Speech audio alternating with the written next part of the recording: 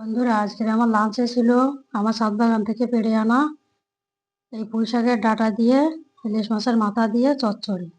এত ভালো হয়েছে না, দারুণ হয়েছে, দারুণ লাগবে খেতে। এখন থেকে ভাতটার মধ্যে নিয়ে নিই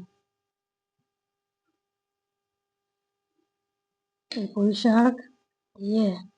আর এখানে দিয়েছিলাম এই যে বিচিটা, একদম গলে গেছে।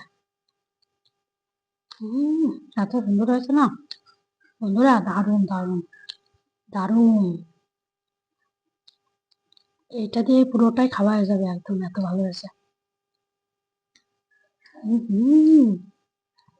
আর গাছের পোশাক গলে, আর এখানে ইলিশ মাছের মাথাটা এই যে একটুখানি আস্ত মতো রেখেছিলাম যাতে এরকম করে খাওয়া যায়। কোনো কথা হবে না, এত ভালো হয়েছে। এই ভিডিওটির লিঙ্কটা ওখানে অ্যাটাচ করে দিয়েছি, ওখানে যে দেখে নেবেন আমি কিভাবে এই পুঁই শাক ইলিশ মাছের মাথা দিয়ে চচ্চড়িটা বানিয়েছি। এভাবে বানিয়ে খেয়ে দেখবেন যে কতটা ভালো লাগে।